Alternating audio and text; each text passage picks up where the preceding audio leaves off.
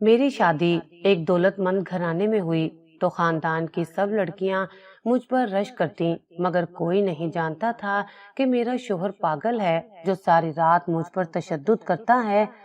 अब्बा ने पैसे लेकर मेरा सौदा किया था। मैं उसे अपनी किस्मत समझकर सब्र कर गई, नमाज पढ़ती और अल्लाह से अपने शोहर की सेहत याबी के लिए दुआएं मांगती। एक दिन देवर का दोस्त मेरा हाथ पकड़कर मुझसे बदतमीजी करने लगा। मैंने उसे थप्पड़ मार दिया। तब सास और देवर ने मुझे बहुत मारा। मैं रोती हुई कमरे में आई तो मेरा पागल शोहर खिलौनों से खेल रहा था, मगर मेरा कलेजा मुंह को आ गया जब शोहर मेरे चेहरे पर जख्म के निशान देखकर बोला, आज मैं दुल्हन बनी बेड पर बैठी थी और मेरा पागल शोहर हाथ में खिलौना पकड़े खेल रहा था, जैसे वो कोई मर्द नहीं बल्कि कोई बच्चा हो। अचानक उसने मुझे एक थप्पड़ मारकर कहा, तुम तालियां क्यों नहीं बजाती? मैं गेम जीत गया हूँ। मैं एकदम से कांप उठी थी, आंखों में आंसू आ गए, मगर मैं कुछ नहीं कर सकती थी क्योंकि मेरी माँ बहुत बीमार थी और मेरी शादी सिर्फ एक सौदा था जिसके बदले मेरे बाप को बहुत सा पैसा दिया गया था, और अब मुझे इस पागल शोहर के साथ जिंदगी गुजारनी थी। मैं उस रात रो धो कर सब्र कर गई। सुबह वजू करके फजर की नमाज पढ़ने लगी तो अचानक मुझे तेज तरीन मौसीकी की आवाज आने लगी। ये कोई आम गाने नहीं थे, बल्कि बेहुदा और शोर शराबे वाले मगरबी गाने थे जो जानबूझकर इतनी ऊंची आवाज में चलाए गए थे कि मेरे कानों के पर्दे फटने लगे। मैंने बामुश्किल अपनी नमाज मुकम्मल की और जब बाहर निकली तो निदा और सदफ सोफे पर बैठी कॉफी पीते हुए हंस रही थी। Oh my God! देखो, सदफ ने मुझे देखकर ड्रामाई अंदाज में कहा। घर की नई बहू साहिबा ने अपनी नशरियात शुरू कर दी हैं। नमाज इबादत है, नशरियात नहीं। मैंने अपने लहजे को मजबूत रखते हुए कहा, और इस घर में अल्लाह का नाम लिया जा रहा है, इस पर आपको खुश होना चाहिए। खुशी? तभी सईदा बेगम किचन से नमूदार हुई। उनकी आंखों में हिकारत थी। हमारे घर में खुशी पार्टियों से, मौसीकी से और हाई क्लास जिंदगी से आती है। ये रोना धोना और अल्लाह अल्लाह तुम्हारे गरीब खानदान को मुबारक हो, यहाँ ये नहीं चलेगा। वो मेरे करीब आई और मेरे पाँव के पास एक गंदा कपड़ा फेंका। ये लो तुम्हारा पहला काम, जाकर स्टोर रूम साफ करो। इस घर में तुम्हारी असली जगह वही है। उनका हुक्म और उनका अंदाज ये बताने के लिए काफी था कि मैं बहू बनकर नहीं बल्कि एक बेजुबान बेइज्जत गुलाम बनकर इस घर में आई थी। मेरा इम्तिहान अब शुरू हुआ था। किचन की ठंडी दीवार से टेक लगाए मैं अपने आंसू जब्त करने की कोशिश कर रही थी। नाश्ते की मेज पर भी तंज का सिलसिला जारी रहा था। निदा और सदफ मेरी हर हरकत पर ऐसे जुमले कसती जैसे मैं कोई इंसान नहीं, सर्कस का जानवर हूँ। नुमान मेरे पास आया और खामोशी से मेरी प्लेट में एक बिस्किट रख कर मुस्कुराता हुआ चला गया। उसकी ये छोटी सी अदा मेरे जख्मों पर मरहम का काम कर गई, लेकिन ये खुशी आरजी थी। दोपहर में सईदा बेगम ने मुझे अपने कमरे में तलब किया। उनका लहजा हमेशा की तरह सर्द और हुक्माना था। आज शाम मेरी कुछ सहेलियां आ रही हैं, पार्टी है। उन्होंने अपने नाखूनों को देखते हुए कहा, मैं नहीं चाहती कि मेरी महफिल में किसी किस्म का ड्रामा हो। तुम किचन में रहोगी और जब बुलाया जाए तो सिर्फ चाय की ट्रॉली लेकर आओगी। जी अम्मी जी। मैंने धीरे से सर हिलाया। और एक और बात, वो रुकी और मुझे सर से पांव तक एक तनकीदी नजर से देखा। ये कफननुमा लिबास पहनकर बाहर मत आना। अलमारी में एक से एक महंगे और डिजाइनर सूट पड़े हैं, उनमें से कोई पहन लेना। मैं अपनी सहेलियों के सामने तमाशा नहीं बनवाना चाहती कि हमने अपने करोड़पति बेटे के लिए किसी गांव से फकीरनी उठा ली है। उनका हर लफ्ज खंजर की तरह मेरे दिल में चुभ रहा था। मैं चुपचाप उनके कमरे से निकल आई। मेरी आंखों के सामने अब्बा का चेहरा घूम रहा था। सब्र और शुक्र का दामन ना छोड़ना, उनके ये अल्फाज मेरे कानों में गूंज रहे थे। मैंने फैसला कर लिया था कि मैं उनकी किसी बात का बुरा नहीं मानूंगी, लेकिन अपनी शनाख्त और अपने असूलों पर समझौता भी नहीं करूंगी। शाम को जब मेहमानों की आमद शुरू हुई तो घर कहकों और तेज परफ्यूम की खुशबू से महक उठा। मैंने अपना वही सादा पापर्दा लिबास पहने रखा और किचन में काम में मसरूफ हो गई। कुछ देर बाद मुझे आवाज दी गई। मैं चाय और लवाजमात से सजी ट्रे लेकर लाउंज की तरफ बढ़ी। लाउंज में दाखिल होते ही तमाम गुफ्तगू एकदम से थम गई। 20 के करीब खवातीन जो महंगे लिबास और जेवरात में लदी हुई थी, मुझे ऐसे देखने लगी जैसे मैं किसी और सियारे से आई हूँ। मैंने नजरें झुकाए ट्रॉली को मेज के करीब किया और चाय के कप निकालने लगी। सईदा, ये कौन है? नई मासी रखी है क्या? एक खातून ने अपनी ऐनक नाक पर टिकाते हुए पूछा। इस सवाल पर निदा और सदफ के दबे हुए कहके बुलंद हुए। नहीं रजिया, ये मासी नहीं, नुमान की बीवी है। सईदा बेगम ने दांत पीसते हुए मुस्कुराकर जवाब दिया। लाइबा नाम है, थोड़ी रिवायत पसंद है। रिवायत पसंद या दकियानूसी? एक और खातून ने तंज किया। अरे भाई, इस जमाने में भी ऐसा पर्दा? हम तो सोच रहे थे तुम्हारे घर बहू आएगी तो फैशन में तुम लोगों को भी पीछे छोड़ देगी। ये तो तुम लोगों ने घर में ही पीरनी बिठा ली है। हम तो इसे मजाक में बीबी पाक दामन कहते हैं।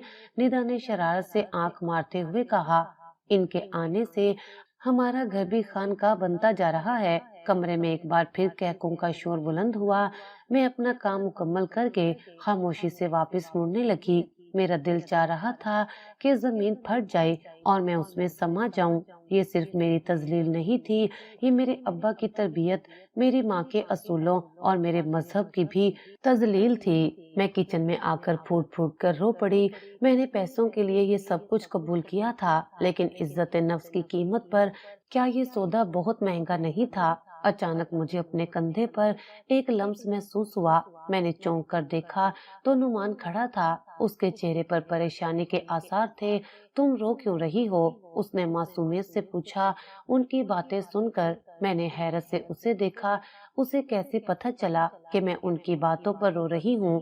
वो सब बहुत शोर मचा रहे हैं। मैंने बात बदलने की कोशिश की। वो हमेशा शोर मचाते हैं। उसने अजीब से लहजे में कहा।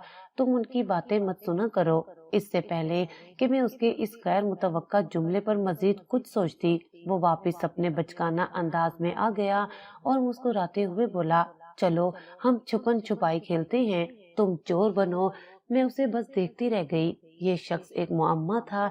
एक लम्हे में वो एक आम बच्चे जैसा लगता था और दूसरे ही लम्हे उसके मुंह से ऐसी बातें निकलती जो उसकी जहनी हालत से मेल नहीं खाती थी। मेहमानों के जाने के बाद घर में कयामत बर्पा हो गई।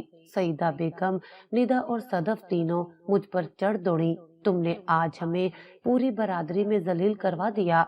सईदा बेगम चीख रही थी। सब हम पर हंस रही थी। ये सब तुम्हारे इस हुलिये की वजह से हुआ है। मैंने आपसे कहा था ना अम्मी कि ये हमारे स्टेटस के लायक नहीं है। निदा ने नफरत से कहा। मेरा लिबास मेरा फख्र है, मेरी शर्मिंदगी नहीं। मैंने पहली बार उनके सामने हिम्मत करके जवाब दिया। मैंने किसी के साथ कोई बदतमीजी नहीं की। जुबान दराजी करती हो? सईदा बेगम ने गुस्से से हाथ उठाया। देखो लड़की, या तो इस घर में हमारे तरीके से रहो या फिर ये घर तुम्हारे लिए नहीं है। कल तक फैसला कर लो कि तुम्हें ये पर्दे और दकियानूसी सोचे चाहिए या ये महल। ये एक अल्टीमेटम था। मेरे पांव तले से जमीन निकल गई। मैं कहाँ जाती? मेरे पास इस महल के सिवा और कोई ठिकाना नहीं था। अगली सुबह का सूरज मेरे लिए कोई उम्मीद नहीं बल्कि एक फैसला लेकर तलू हुआ था। सारी रात मैं जाए नमाज पर बैठी रोती रही, अल्लाह से मदद और रहनुमाई की दुआ करती रही। सईदा बेगम का अल्टीमेटम मेरे सर पर तलवार की तरह लटक रहा था। मैं अपने असूलों पर कायम रहना चाहती थी, लेकिन वापसी का कोई रास्ता भी नहीं था। मैं नाश्ता बनाने किचन में गई तो घर में गैर मामूली चहल पहल थी। आज मेरा देवर तोकीर 2 महीने बाद बिजनेस टूर से वापस आ रहा था। तोकीर नुमान का छोटा भाई था, लेकिन अकल, चालाकी और जहनीयत में उससे कहीं बड़ा था। वो इस घर का और कारोबार का असल वारिस समझा जाता था। सईदा बेगम और मेरी नंदे उसकी हर बात पर जान छिड़कती थी। तकरीबन 10 बजे एक चमकती हुई सियाह मर्सिडीज पोर्च में आकर रुकी और तोकीर उसमें से बरामद हुआ। वो किसी फिल्म के हीरो की तरह लग रहा था। महंगा सूट, कीमती घड़ी और आंखों पर ब्रांडेड चश्मा। उसने घर में कदम रखते ही अपनी माँ और बहनों को गले लगाया। उसकी नजर जब मुझ पर पड़ी, जो सर पर दुपट्टा लपेटे एक कोने में खड़ी थी, तो उसकी आंखों में नागवारी की एक लहर दौड़ गई। ये कौन है? उसने अपनी माँ से सरगोशी में पूछा, जैसे मैं कोई सुनने की सलाहियत से महरूम हूँ। तुम्हारी भाभी लाइबा। सईदा बेगम ने थके हुए लहजे में तारुफ करवाया। भाभी, सच में अम्मी, आपको भाई के लिए यही मिली थी। लगता है घर में काम वाली की कमी ज्यादा महसूस हो रही थी। उसके इस जुमले पर निदा और सदफ खिलखिलाकर हंस पड़ी। मैंने खून का घूंट पी लिया और खामोशी से किचन में वापस आ गई। तो कीर का रवैया उसकी माँ और बहनों से भी दो हाथ आगे था। मुझे अंदाजा हो गया कि मेरे लिए मुश्किलात का एक नया बाब शुरू होने वाला है। सारा दिन तो कीर घर पर ही रहा। वो अपने लैपटॉप पर काम करता, फोन पर चीख चीख कर किसी को हिदायत देता और अपनी माँ और बहनों पर हुक्म चलाता। नोमान उसके सामने बिल्कुल भीगी बिल्ली बना हुआ था और वो अपने भाई से डरता था और उसके सामने आते ही किसी कोने में छुप जाता। तो कीर भी उसे महज घर का एक फालतू फर्नीचर समझकर नजरअंदाज कर रहा था। दोपहर में तो कीर लाउंज में सोफे पर बैठा किसी से फोन पर गुस्से में बात कर रहा था। मैंने कहा ना, वो डील मुझे हर हाल में चाहिए, नहीं मैं कोई बहाना नहीं सुनूंगा। अगर वो कागजात पर दस्तखत नहीं करता तो उसे उठवा लो। मैं जो पानी का ग्लास लेकर उसके पास गई, उसकी बात सुनकर ठटक गई। वो किस किस्म के कारोबार करता था। उसने फोन बंद किया और गुस्से में मेज पर रखा पेपर वेट उठाकर कलीन पर फेंक दिया। नुमान जो पास ही फर्श पर बैठा अपनी रंगीन पेंसिलों से तस्वीर बना रहा था, इस हरकत से डरकर उछल पड़ा। उसकी कोनी मेज के कोने से टकराई और उसके हाथ से एक पेंसिल छूटकर तो कीर के महंगे अतालवी जूतों के पास जा गिरी। तुम्हें नजर नहीं आता, पागल कहीं के।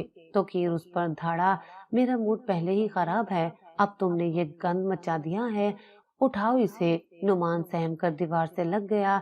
उसकी आंखों में आंसू थे। मैं आगे बढ़ी कि पेंसिल उठा लूं, लेकिन तभी एक अजीब वाकया पेश आया।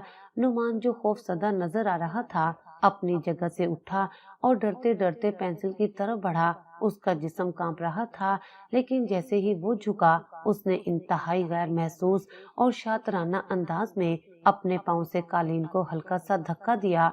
ये हरकत इतनी मामूली और तेज थी कि शायद किसी ने गौर भी ना किया हो, लेकिन मैं बिल्कुल सामने खड़ी थी और मेरी नजर उसी पर थी। उसके पांव की ठोकर से कालीन में एक सलवट पड़ी और तोकीर के पांव के करीब पड़ा एक अहम फाइल जिस पर वो काम कर रहा था फिसलकर सोफे के नीचे चली गई। तोकीर अपनी फोन कॉल्स में इतना मसरूफ था कि उसे पता ही नहीं चला।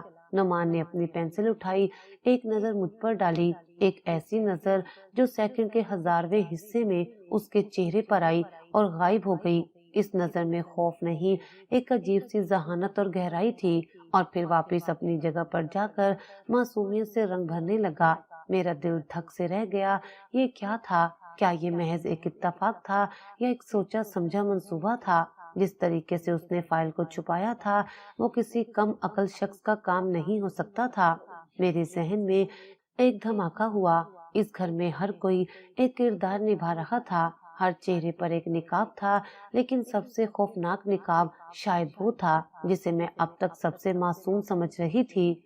वो रात मेरी जिंदगी की सबसे बेचैन रात थी। मैं बिस्तर पर करवटें बदलती रही और मेरी आंखों के सामने बार बार एक ही मंजर घूम रहा था। नुमान का पाँव, कालीन में पड़ती सलवटें और सोफे के नीचे फिसलती हुई वो फाइल। ये कोई इत्तेफाक नहीं था, ये एक ज़हीन नादीदा हाथ से खेली गई शतरंज की एक चाल थी और इस खेल में दानिस्ता तौर पर एक अहम मोहरे की बीवी में बन चुकी थी। मेरा जहन हजारों सवालात की जद में था।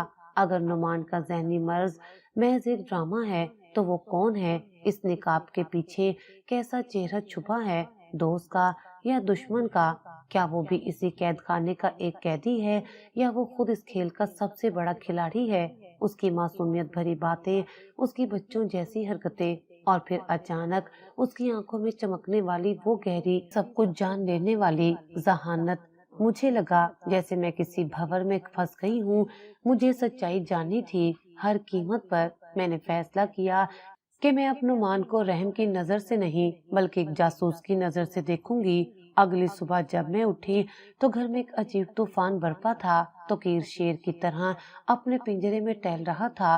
वो फाइल उसके लिए जिंदगी और मौत का मसला बन चुकी थी। वो घर के हर मुलाजिम से जानवरों की तरह तफ्तीश कर रहा था। कहाँ है फाइल? करीम काका, वो घर के सबसे पुराने اور وفادار ملازم پر دھاڑ رہا تھا۔ زمین کھا گئی یا آسمان نکل گیا، سچ سچ بتاؤ، ورنہ آج تمہاری نوکری اور پینشن دونوں کا آخری دن ہوگا۔ صاحب، مجھے کچھ نہیں معلوم۔ بوڑھا ملازم ہاتھ جوڑ کر کانپ رہا تھا۔ نہیں معلوم؟ تو کیر نے قریب پڑا گلدان اٹھا کر غصے سے زمین پر پٹخ دیا۔ اس گھر میں میری مرضی کے بغیر پتا بھی نہیں ہلتا اور اتنی اہم فائل غائب ہو گئی۔ نکلو یہاں سے، تم سب ناکارہ ہو، دفع ہو جاؤ۔ سعیدہ بیگم اور نندے خاموشی سے یہ تماشا دیکھ رہی تھی۔ ان کے چہروں پر بھی پریشانی تھی۔ مجھے اندازہ ہو رہا تھا کہ اس فائل میں ضرور کوئی ایسا راز تھا جو اس پورے خاندان کی بنیادیں ہلا سکتا تھا۔ میں نے نعمان کو دیکھا، وہ بڑے سکون سے کونے میں بیٹھا رنگین بلاکس جوڑ رہا تھا، جیسے اسے اس پورے ہنگامے سے کوئی سروکار ہی نہ ہو۔ لیکن میں نے نوٹ کیا کہ جب تو کیر چیختا تو اس کے ہاتھ ایک لمحے کے لیے رک جاتے اور اس کی نظریں بلاکس پر ہوتی، مگر اس کے کان پوری طرح تو کیر کی باتوں پر لگے ہوتے۔ میں نے اسے آزمانے کا فیصلہ کیا۔ میں نے ایک اردو اخبار اٹھایا اور اس کے قریب بیٹھ گئی۔ میں نے جان بوجھ کر کاروبار کی خبر اونچی آواز میں پڑھنا شروع کی۔ اسٹاک مارکیٹنگ میں شدید مندی، شاہ گروپ کے شیئرز کی قیمتیں گر گئیں۔ پھر میں نے معصومیت سے اس سے پوچھا، نعمان، یہ مندی کیا ہوتی ہے؟ اس نے بلاک سے نظریں اٹھائیں اور اخبار کو دیکھا۔ اخبار میں خبر کے ساتھ ایک ریچھ کی تصویر بنی تھی جو بیئر مارکیٹ کی علامت تھی۔ اس نے تصویر پر انگلی رکھی اور بچوں کی طرح مسکرایا، یار ریچھ دیکھو لائبہ، کتنا بڑا ریچھ ہے۔ پھر اس نے میری آنکھوں میں دیکھا اور کہا، ریچھ کو جب بھوک لگتی ہے نا تو وہ سب کچھ کھا جاتا ہے، سب ختم کر دیتا ہے۔ یہ ایک بچے کا خواب تھا، لیکن یہ اسٹاک مارکیٹ کی مندی کی سب سے بہترین اور خوفناک تشریح بھی تھی۔ اس نے ایک اشارے میں سب کچھ سمجھا دیا تھا۔ میرے جسم میں خوف کی ایک سرد لہر دوڑ گئی۔ میرا شک یقین میں بدل چکا تھا۔ وہ نہ صرف ڈرامہ کر رہا تھا بلکہ وہ انتہائی ذہین تھا۔ اسی شام جب میں کچن سے اپنے کمرے کی طرف جا رہی تھی تو کیر نے مجھے کوریڈور میں روک لیا۔ اس کی آنکھیں نشے میں لال ہو رہی تھی اور اس کے چہرے پر وحشت تھی۔ میں نے تمہیں سب کچھ دیکھتے ہوئے محسوس کیا ہے، وہ غرایا۔ تم خود کو بہت ہوشیار سمجھتی ہو۔ وہ میرے بالکل قریب آ گیا، یہاں تک کہ مجھے اس کی سانسوں سے آتی شراب کی بو محسوس ہوئی۔ وہ فائل تمہاری پوری فیملی کی کل قیمت سے زیادہ قیمتی تھی، اس نے میری آنکھوں میں دیکھتے ہوئے کہا۔ میری ماں نے تمہیں وارننگ دی تھی، میں تمہیں نتیجہ بتا رہا ہوں۔ اگر تم نے یہ پردے کا ڈرامہ ختم کر کے ایک تابعدار بیوی کی طرح رہنا شروع نہیں کیا تو میں صرف ایک فون کروں گا، تمہارا مزدور باپ کسی جھوٹے کیس میں جیل میں سڑ رہا ہوگا اور تمہاری بہنوں کو کالج سے نکال دیا جائے گا۔ تم سوچ بھی نہیں سکتی کہ میری پہنچ کہاں تک ہے۔ اس نے مجھے دیوار کے ساتھ لگا دیا۔ میرا دل خوف سے حلق میں آ گیا تھا۔ تو فیصلہ کر لو، میری بات مانو گی یا اپنے خاندان کی بربادی کا تماشا دیکھو گی؟ اس نے اپنا ہاتھ میری طرف بڑھایا ہی تھا کہ ہمارے کمرے سے کوئی چیز ٹوٹنے کی زوردار آواز آئی اور اس کے ساتھ ہی نعمان کی دل دہلا دینے والی چیخ بلند ہوئی، میرا ہوائی جہاز! ہائے، میرا سب سے پیارا کھلونا توڑ دیا! تو کیر نے چونک کر اس کی طرف دیکھا۔ نعمان ایک بچے کی طرح فرش پر لوٹ پوٹ ہو کر رو رہا تھا۔ لعنت ہے اس منحوس پر! تو کیر نے غصے سے کہا، اس گھر میں ایک مصیبت کم تھی جو یہ دوسری بھی ہے۔ وہ مجھے چھوڑ کر غصے سے بڑبڑاتا ہوا کمرے کی طرف بڑھ گیا۔ میں کانپتی ہوئی وہیں دیوار سے لگی کھڑی رہی۔ نعمان نے مجھے ایک بار پھر بچا لیا تھا۔ یہ اب کوئی اتفاق نہیں تھا۔ ایک لمحے بعد نعمان اپنے کمرے کے دروازے پر نمودار ہوا۔ وہ اب بھی سسکیاں لے رہا تھا، لیکن اس کی نظریں مجھ پر تھیں۔ اس نے کسی کو دیکھے بغیر ٹوٹے ہوئے کھلونے کے ٹکڑے اٹھانا شروع کر دیے، لیکن پھر اس کی آواز میرے کانوں میں آئی، ایک سرگوشی جو صرف میرے لیے تھی، اس گھر کی دیواریں بھی سنتی ہیں، محتاط رہو۔ یہ کہہ کر وہ دوبارہ اونچی آواز میں رونے لگا۔ یہ ایک اقرار تھا، ایک تنبیہ تھی، ایک خفیہ اتحاد کا اعلان تھا۔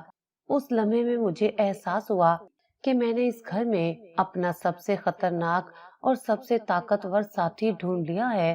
اس رات کے واقعے کے بعد میرے اور نعمان کے درمیان ایک انکہا رشتہ قائم ہو گیا تھا۔ अब हम लफ्जों से ज्यादा आंखों से बात करते थे। जब भी हम कमरे में अकेले होते, उसके चेहरे से मासूमियत का निकाब चंद लम्हों के लिए उतर जाता और वो एक थका हुआ समझदार इंसान नजर आता। वो मुझसे बात नहीं करता था, लेकिन उसकी मौजूदगी मुझे एक अजीब सा तहफ्फुज का एहसास दिलाती थी। मुझे मालूम था कि मैं इस घर में अकेली नहीं हूँ। दूसरी तरफ तौकीर का रवैया मेरे साथ दिन ब दिन ज्यादा जारहाना होता जा रहा था। वो मुझे नीचा दिखाने का कोई मौका हाथ से जाने नहीं देता था। उसकी नजरों में मेरे लिए शदीद नफरत और हिकारत थी, जैसे मैं उसकी किसी कीमती चीज पर काबिज हो गई हूँ। एक रात मैं किचन से पानी लेने गई तो लाउंज से आती आवाजों ने मुझे रुकने पर मजबूर कर दिया। तो कीर सईदा बेगम और दोनों नंदे वहां बैठे थे। मैं दीवार की ओट में छुपकर उनकी बातें सुनने लगी। अम्मी, हमें जल्द अज जल्द नुमान को कानूनी तौर पर जहनी माजूर करार दिलवाना होगा। ये तौकीर की आवाज थी। एक बार डॉक्टर की रिपोर्ट बन गई तो मैं उसकी सारी जायदाद का पावर ऑफ अथॉरिटी हासिल कर लूंगा। उसकी शादी करवाना इसी मंसूबे का पहला कदम था, ताकि सबको यकीन हो जाए कि उसे एक निगरान की जरूरत है। लेकिन इस लड़की का क्या करेंगे? सईदा बेगम ने तफ्तीश से पूछा। वो जितनी सीधी दिखती है उतनी है नहीं, आप उसकी फिक्र ना करें।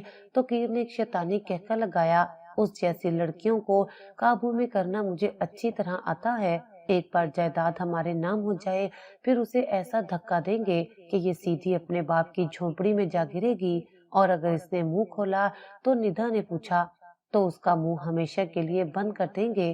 तो कीर की आवाज में ऐसी सफाकी थी कि मेरे पैरों तले से जमीन निकल गई।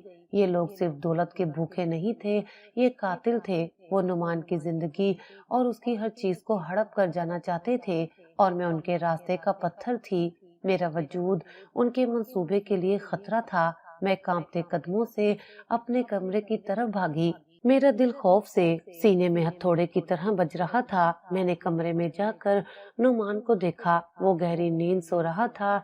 उसके चेहरे पर वही बच्चों जैसी मासूमियत थी। मैं उसके करीब बैठकर फूट फूट कर रो पड़ी। मुझे उस शख्स पर तरस आ रहा था जिसके अपने ही उसकी जान और माल के दुश्मन बने हुए थे। अगले 2 दिन शदीद तनाव में गुजरे। मैं हर वक्त खौफजदा और सहमी रहती। तो कीर की धमकियां और उसका मंसूबा मेरे जहन पर छाया हुआ था।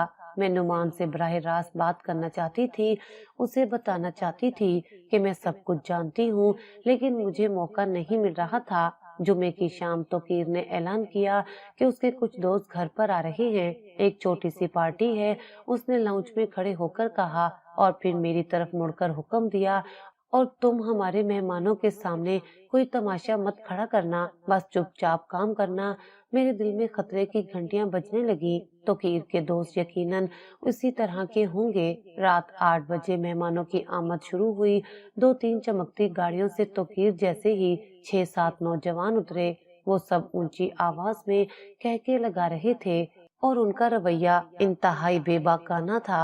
उनमें से एक, जिसका नाम शायद आसिफ था, सबसे ज्यादा बदतमीज नजर आ रहा था। उसकी गंदी नजरें घर की मुलाजमाओं से होती हुई निदा और सदफ पर भी पड़ रही थी, जो उसकी तवज्जो हासिल करके खुश हो रही थी। लाउंज मर्दाना कहकों और सिगरेट के धुओं से भर गया। मैं किचन में उनके लिए खाने पीने का सामान तैयार कर रही थी। मेरा दिल बुरी तरह घबरा रहा था। लाइबा, सईदा बेगम ने किचन में आकर कहा, जाओ उन सब के लिए चाय बना कर ले जाओ। अम्मी जी, मैं देवर के दोस्तों के सामने, मैंने हिम्मत करके कहना चाहा, बकवास बंद करो। वो चीखी, जैसा कहा है वैसा करो, कोई जरूरत नहीं है इतनी पर्देदार बनने की। मजबूरन मुझे चाय की ट्रे तैयार करनी पड़ी। मेरे हाथ कांप रहे थे। मुझे ऐसा लग रहा था जैसे मैं खुद अपनी इज्जत की ट्रे सजाकर भूखे भेड़ियों के सामने जा रही हूँ। जब मैं किचन से बाहर निकली तो मैंने अपने कमरे की तरफ एक नजर डाली। दरवाजा थोड़ा सा खुला था। अंदर नुमान खड़ा था। वो खेल नहीं रहा था। वो खिड़की के पास खड़ा बाहर बाग की तरफ देख रहा था। उसके कंधे तने हुए थे, और उसके चेहरे पर बच्चों जैसी कोई मासूमियत नहीं, बल्कि एक चट्टान जैसी सख्ती और इंतजार था। ऐसा इंतजार जैसे कोई शिकारी अपने शिकार के जाल में फंसने का मुंतजिर हो। मेरा दिल धक से रह गया। आज रात कुछ होने वाला था। कुछ बहुत बुरा, और शायद कुछ ऐसा जो इस घर की हर दीवार को हिलाकर रख देगा। मेरे हाथ कांप रहे थे। चाय की ट्रॉली का पहिया कालीन पर एक मनहूस आवाज पैदा कर रहा था, जैसे वो मेरे अंजाम का ऐलान कर रहा हो। मैंने गहरी सांस ली और लाउंज में कदम रखा। अंदर का माहौल मेरे बदतरीन तवक्कात से भी बहुत बुरा था। 7-8 लड़के सोफों पर नीम दराज थे। हवा में सिगरेट का धुआं और कहकों का शोर था। निदा और सदफ उनके साथ ऐसे बेतकल्लुफी से हंस रही थी जैसे वो उनके भाई के नहीं बल्कि उनके अपने दोस्त हों। ओहो भाई, तालियों से इस्तकबाल करो। तो कीर ने मुझे देखकर बुलंद आवाज में कहा, हमारी भाभी जान बीबी पाक दामन तशरीफ ला चुकी हैं। एक कहका बुलंद हुआ। मैंने नजरें झुकाए मेज की तरफ बढ़ना शुरू किया। वाह तो कीर यार, तुमने तो बताया ही नहीं था कि घर में ऐसा नायाब टुकड़ा छुपा रखा है। आसिफ नामी लड़के ने अपनी तेज वाली नजरें मुझ पर गाड़ते हुए कहा, हमसे कैसा पर्दा भाभी जी। मैंने उसकी बात को नजरअंदाज किया और चाय के कप निकालने लगी। मेरा दिल चाह रहा था कि मैं ये सब कुछ फेंक कर भाग जाऊं। इतनी जल्दी क्या है? तो कीर ने कहा, हमारे दोस्त आपसे कुछ बात करना चाहते हैं। मुझे किचन में काम है। मैंने हिम्मत करके धीमे लहजे में कहा, ओहो, इतनी शर्मीली। आसिफ अपनी जगह से उठकर मेरे पास आ गया। हम तुम्हें खा थोड़ी जाएंगे, जरा ये नकाब तो हटाओ, हम भी तो देखें चांद सा चेहरा। ये कहते हुए उसने मेरी तरफ हाथ बढ़ाया। दूर रहो मुझसे। मेरी आवाज में लर्जिश थी। अरे तुम तो गुस्सा कर गई। वो हंसा तो कीर और उसके बाकी दोस्त भी सूरत हाल से लुत्फ अंदोज हो रहे थे। मैं तो बस अचानक उसने झपट कर मेरा बाजू पकड़ लिया। मैंने कहा ना, एक बार चेहरा दिखा दो। छोड़ो मेरा बाजू, बेशरम इंसान। मैंने अपना बाजू छुड़वाने की कोशिश की। मेरी आंखों में आंसू आ गए तो कीर ने कहका लगाया, छोड़ भी दो आसिफ, वो ऐसे नहीं मानेगी। नहीं, मैं तो आज अपनी भाभी का दीदार करके ही जाऊंगा। आसिफ ने मेरा बाजू मजीद सख्ती से पकड़ लिया। ये मेरी बर्दाश्त की हद थी। मैंने अपनी पूरी ताकत जमा की और उसके मुंह पर एक जोरदार थप्पड़ दे मारा। कमरे में एक लम्हे के लिए मौत का सन्नाटा छा गया। आसिफ का चेहरा गुस्से और हैरत से सुर्ख हो गया। तेरी हिम्मत कैसे हुई मुझे थप्पड़ मारने की? वो गुर्राया, एक 2 टके की लड़की। उसने मुझे मारने के लिए हाथ उठाया ही था कि लाउंज के दरवाजे से एक बर्फ जैसी सर्द और फौलाद जैसी मजबूत आवाज गूंजी, इसे हाथ लगाने की कोशिश भी मत करना। सबने चौंक कर दरवाजे की तरफ देखा। मैंने भी अपने आंसू भरी आंखों से देखा। वहाँ नुमान खड़ा था, लेकिन ये वो नुमान नहीं था जिसे ये घर जानता था। उसके कंधे सीधे थे। उसकी आंखों में बच्चों जैसी मासूमियत की जगह एक दहकती हुई आग थी और उसके चेहरे पर बरसों की जहानत और सब्र का तासुर था।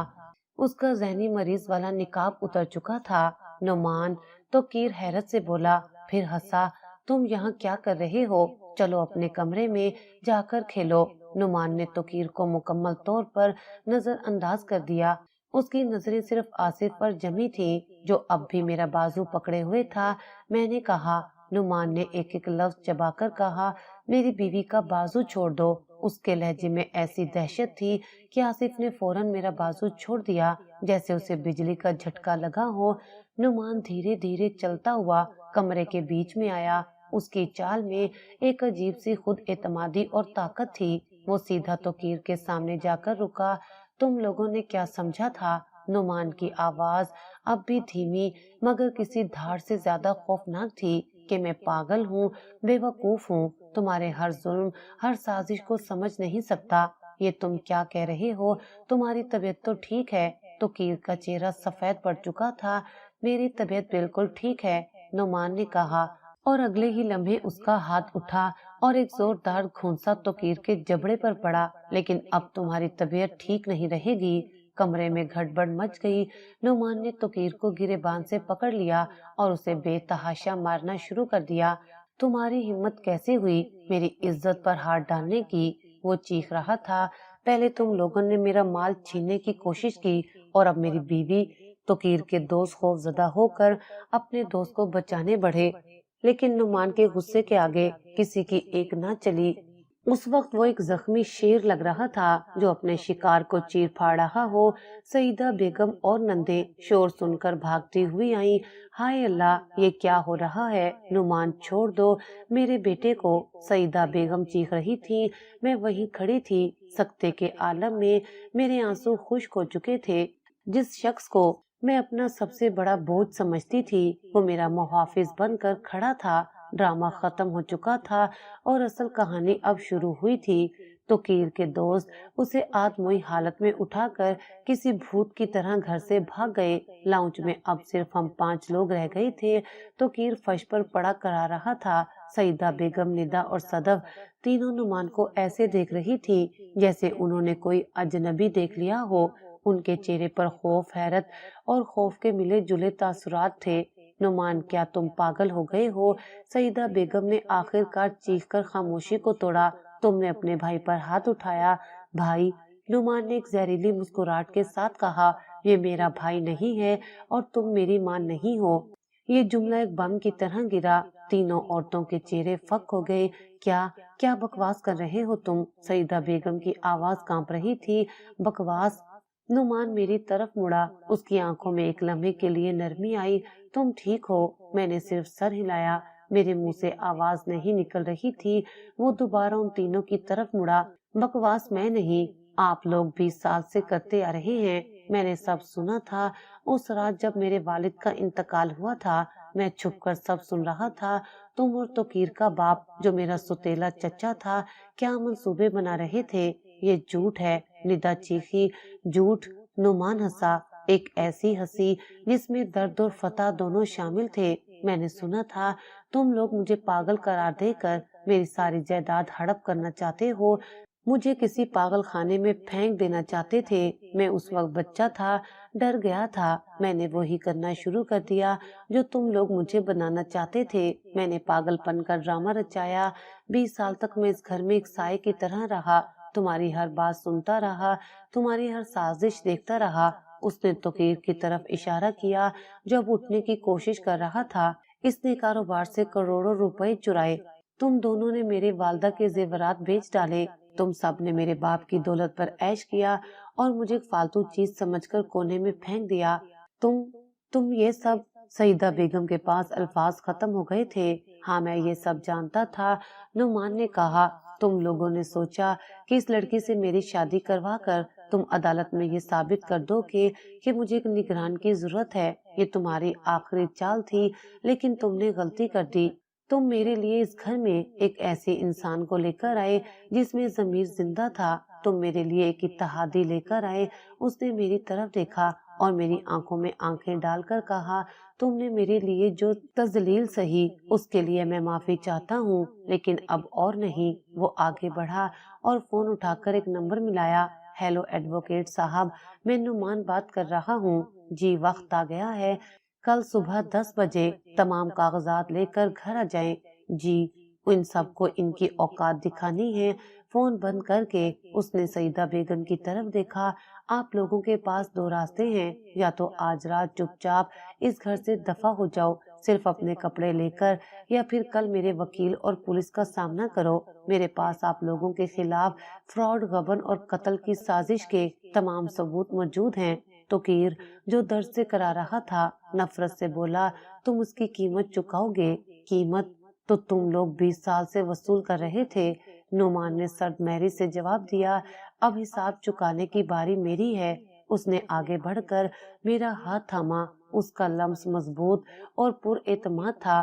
चलो लाइबा, उसने नरमी से कहा, इस गंद की सफाई का वक्त हो गया है। वो मुझे इस तबाह हाल लाउंज से निकालकर हमारे कमरे की तरफ ले गया। पीछे सईदा बेगम, निदा, सदफ और फर्श पर पड़ा तोकीर अपने बनाए हुए जहन्नुम के मलबे पर बैठे थे।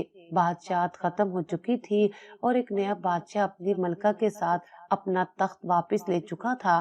कमरे में आकर नुमान ने दरवाजा बंद किया। लाउंज से आती करहाने और चीखने की मध्यम आवाजें अब दम तोड़ रही थी। हमारे दरमियान एक तवील खामोशी छा गई। ये वो खामोशी नहीं थी जो पहले हमारे दरमियान होती थी। ये एक दूसरे को समझने और जानने की खामोशी थी। मैंने पहली बार नुमान को उसकी असलियत में देखा था। وہ ایک ذہین، مضبوط اور تھکا ہوا انسان تھا جس نے 20 سال تک ایک ناقابل یقین بوجھ اٹھایا تھا۔ آپ نے یہ سب اکیلے کیسے برداشت کیا؟ آخر کار میں نے ہمت کر کے پوچھا۔ اس نے گہری سانس لی، جیسے وہ 20 سال کا زہر باہر نکال رہا ہو۔ جب انسان کے پاس کوئی اور راستہ نہ ہو تو وہ برداشت کرنا سیکھ ہی جاتا ہے۔ لائبہ، اس کی آواز میں گہرا درد تھا۔ میں ایک بچہ تھا جب میں نے انہیں میرے باپ کی موت کے بعد سازش کرتے سنا۔ میں خوف زدہ تھا۔ میں جانتا تھا کہ اگر میں نے اپنی ذہانت ظاہر کی تو وہ مجھے کسی نہ کسی طرح راستے سے ہٹا دیں گے۔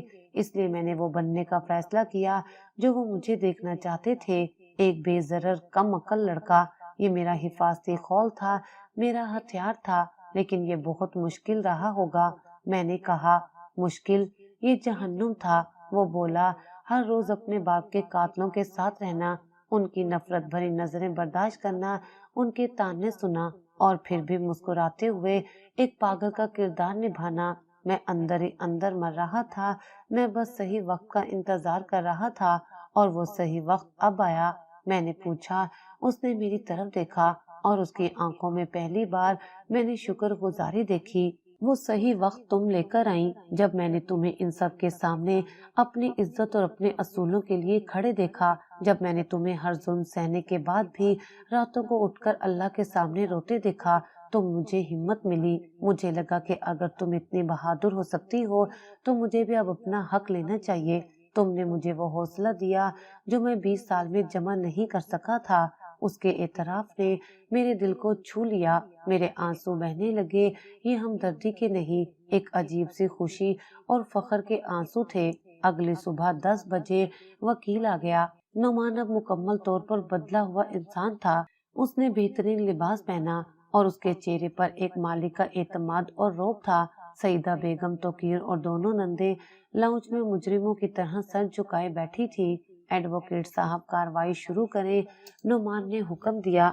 وکیل نے اپنے بریف کیس سے کاغذات کا ایک پلندہ نکالا۔ محترمہ سعیدہ بیگم، مرحوم کریم صاحب یعنی نعمان کے والد کی وصیت کے مطابق آپ جائیداد کے صرف نگران تھی، مالک نہیں۔ وکیل نے پروفیشنل لہجے میں کہا، وصیت میں صاف لکھا تھا کہ نعمان صاحب کے بالغ ہونے اور ذہنی طور پر صحت مند ثابت ہونے پر تمام اثاثے ان کے نام منتقل ہو جائیں گے۔ ہمارے پاس ڈاکٹرز کی رپورٹس ہیں جو ثابت کرتی ہیں کہ نعمان صاحب بالکل ٹھیک ہیں۔ یہ جھوٹ ہے، یہ رپورٹس جعلی ہیں۔ توقیر چیخا، جعلی؟ وکیل مسکرایا، جعلی تو وہ اکاؤنٹس ہیں جن میں آپ پچھلے 15 سال سے کمپنی کا پیسہ منتقل کرتے رہے ہیں۔ میرے پاس آپ کے ہر فراڈ، ہر غبن کا ثبوت موجود ہے۔ آپ چاہیں تو ہم یہ معاملہ عدالت میں لے جا سکتے ہیں، جس کا نتیجہ کم از کم 25 سال قید ہوگا۔ یہ سن کر ان سب کے چہروں پر ہوائیاں اڑنے لگی۔ نعمان بیٹا، ایسا نہ کرو، سعیدہ بیگم نے پہلی بار بے بسی سے کہا۔ ہم تمہارے اپنے ہیں۔ اپنے؟ نعمان نے تلخی سے کہا، اپنے وہ نہیں ہوتے جو مال و دولت کے لیے قتل کی سازشیں کریں۔ میں نے آپ لوگوں کو کل رات ایک موقع دیا تھا، آپ چاہتے تو عزت سے جا سکتے تھے، اب آپ بے عزت ہو کر جائیں گے۔ اس نے سیکیورٹی گارڈ کو اشارہ کیا، ان چاروں کو ان کے کمرے تک لے جاؤ، انہیں صرف اپنے کپڑے ساتھ لے جانے کی اجازت ہے، ان کا ایک ایک پیسہ، زیور، سب کچھ اسی گھر کا ہے اور یہی رہے گا، انہیں گھر کے باہر چھوڑاؤ۔ گارڈز آگے بڑھے، وہ چاروں چیختے رہے، بد دعائیں دیتے رہے، لیکن ان کی سننے والا کوئی نہیں تھا۔ توقیر جاتے جاتے نفرت بھری نظروں سے نعمان کو دیکھ کر گرایا، میں تمہیں برباد کر دوں گا۔ نعمان، تم مجھے جانتے نہیں۔ نعمان نے سکون سے جواب دیا، میں تمہیں بہت اچھی طرح جانتا ہوں۔ جب وہ سب چلے گئے تو گھر میں ایک عجیب سا سکون اور خاموشی چھا گئی، جیسے برسوں کا طوفان تھم گیا ہو۔ میں اور نعمان دروازے میں کھڑے انہیں جاتے ہوئے دیکھ رہے تھے۔ سب ختم ہو گیا؟ میں نے آہستہ سے پوچھا۔ شاید، نعمان نے کہا۔ تبھی اس کا فون بجا۔ اس نے فون اٹھایا، دوسری طرف کی بات سنی اور اس کے چہرے کے تاثرات سخت ہو گئے۔ کیا؟ کہاں ہوا ایکسیڈنٹ؟ اس نے فون پر پوچھا، پھر میری طرف دیکھ کر بولا، توقیر کی گاڑی شہر سے باہر ایک ٹرک سے ٹکرا گئی ہے۔ ہسپتال کا ماحول عجیب وحشتناک تھا، سفید راہداریوں میں دوائیوں کی بو اور ایک انجانا خوف بسا ہوا تھا۔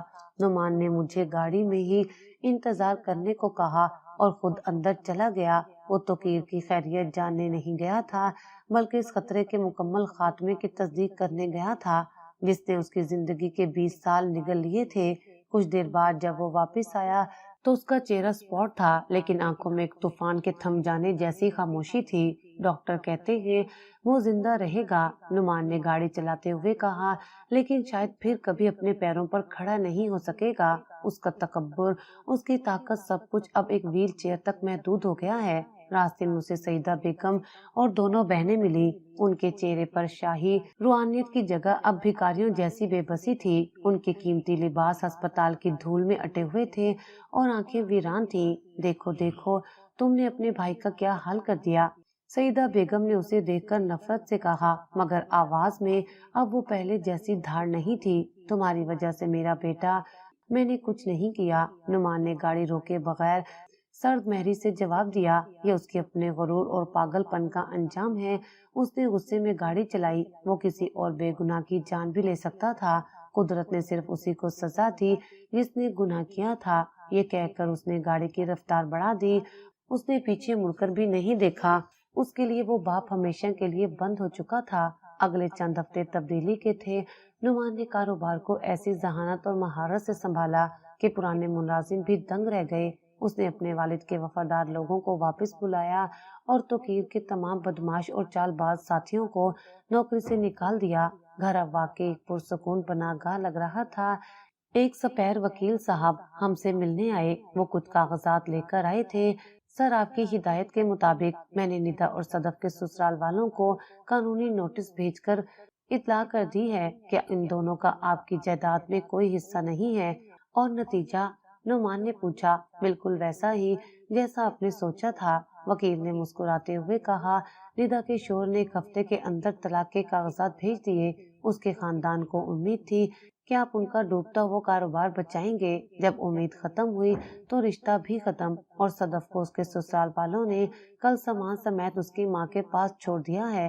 کہتے ہیں کہ بغیر اسٹیٹس کے بہو انہیں قبول نہیں۔ نعمان نے گہری سانس لی۔ لالچ پر قائم رشتے ایسے ہی ٹوٹتے ہیں۔ کچھ ہفتوں بعد ایک صبح نعمان نے مجھے حیران کر دیا تھا۔ تیار ہو جاؤ، ہم تمہارے گھر جا رہے ہیں۔ ہم ایک سادہ گاڑی میں میرے گاؤں کی طرف روانہ ہوئے۔ جب ہماری گاڑی گلی میں داخل ہوئی تو سب حیرت سے دیکھ رہے تھے۔ ابا اور اماں ہمیں دیکھ کر بھاگتے ہوئے باہر آئے۔ اماں اب پہلے سے بہت بہتر لگ رہی تھی۔ ان کے چہرے پر صحت کی لالی لوٹ آئی تھی۔ میری بچی، اماں نے مجھے گلے لگایا اور پھوٹ پھوٹ کر رو پڑی۔ ہم تو تمہاری فکر میں گھل گئے تھے۔ اللہ کا شکر ہے تم خوش ہو۔ میں نے نعمان کی طرف دیکھا جو میرے ابا کے ساتھ انتہائی عزت اور احترام سے بات کر رہا تھا۔ اب وہ ذہنی مریض نہیں تھا جس سے ڈر کر میرے والدین نے میری شادی کی تھی، بلکہ وہ ایک قابل فخر اور محبت کرنے والا داماد تھا۔ ابا جی، نعمان نے میرے ہاتھ تھام کر کہا، میں جانتا ہوں آپ لوگوں نے کس حال میں لائبہ کا ہاتھ میرے ہاتھ میں دیا۔ میں آپ کی بیٹی کی قربانی کا قرض تو نہیں چکا سکتا، لیکن میں آپ سے وعدہ کرتا ہوں کہ اس کی آنکھوں میں پھر کبھی آنسو نہیں آئیں گے۔ میں نے اماں جی کے علاج اور بہنوں کی پڑھائی اور شادی کے لیے ایک فنڈ قائم کر دیا ہے۔ آپ کو اب کسی چیز کی فکر کرنے کی ضرورت نہیں۔ ابا کی آنکھوں سے آنسو رواں تھے۔ بیٹا، میں نے تو اپنی بیٹی کا سودا کیا تھا، مجھے معاف کر دینا، لیکن تم نے اس سودے کو بھی ایک انمول رشتے میں بدل دیا۔ تم نے میری عزت رکھ لی۔ اس دن میں نے اپنے خاندان کی آنکھوں میں حقیقی خوشی دیکھی، وہ خوشی جو دولت سے نہیں بلکہ سکون اور عزت سے ملتی ہے۔ واپسی پر گاڑی میں خاموشی تھی۔ جب ہم گھر پہنچے تو نعمان نے میرا ہاتھ تھاما۔ تمہارے ابا نے کہا کہ انہوں نے تمہاری قربانی دی تھی، نعمان نے میری آنکھوں میں دیکھتے ہوئے کہا، لیکن سچ تو یہ ہے کہ تم نے اپنے خاندان کی عزت کے لیے قربانی دی تھی، اور میں اس قربانی کی عزت کرنا چاہتا ہوں۔ اس نے مجھے وہی کاغذات تھمائے جو کچھ دن پہلے وکیل لایا تھا۔ یہ آدھی جائیداد تمہارے نام ہے، یہ خیرات نہیں، تمہارا حق ہے۔ تم اس گھر کی مالکہ ہو اور میری زندگی کی ساتھی ہو۔ میں نے کاغذات کو دیکھے بغیر اس کے سینے پر سر رکھ دیا۔ میری تلاش مکمل ہو چکی تھی۔ میں اس گھر میں دولت کی تلاش میں آئی تھی، لیکن اللہ نے مجھے دولت کے ساتھ ساتھ عزت، محبت، سکون اور ایک ایسا ساتھی بھی عطا کر دیا تھا جس نے میری روح کے زخموں پر مرہم رکھ دیا تھا۔ ہم نے مل کر ایک جہنم کو جنت میں بدل دیا تھا۔ اور اب ہماری آگے کی زندگی اسی جنت میں گزرنے والی تھی۔ میری کہانی سے ہم نے سیکھا کہ اصل دولت پیسہ یا جائیداد نہیں بلکہ ذہنی سکون، عزت اور مخلص رشتے ہیں۔ لالچ اور تکبر انسان کو صرف رسوائی اور بربادی کی طرف لے کر جاتا ہے۔